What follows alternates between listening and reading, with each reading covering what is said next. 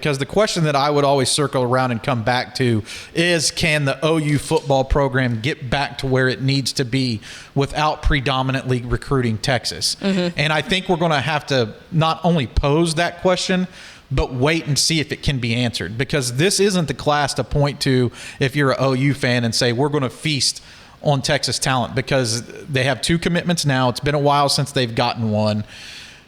And there are limited guys that they're in on at this point to turn that around. Davian Gross at Frisco Lone Star is a name that I think, if you're an OU fan, that you should track pretty closely. We're going to hear from Jordan Clay in a little bit. He's got a OU official visit coming up, so that's a big name potentially that they could pull in from Texas. KJ Ford and Zachary Turner at Duncanville are 2 names to really keep on your radar, I think, as this recruitment process goes throughout the final stages. And I look at this as being the final stages, right? June 20th is the last weekend for official visits before the dead period. And KJ Ford canceled his OU visit, so he's not going to be able to make a trip to OU before, the dead period. So if they were going to be able to reel him in, it's going to have to come after that during the season. So will he wait that long to commit, or will he take a look at a school like OU if he does make a commit to another school? Because I got news for you.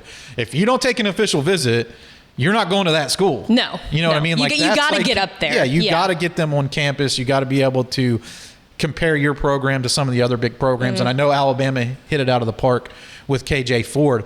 So the bigger question to me is, can OU football be what it needs to be and have a not as big of a presence here in Texas? And I think the answer to that is no. Most of their big stars are from the Lone Star State.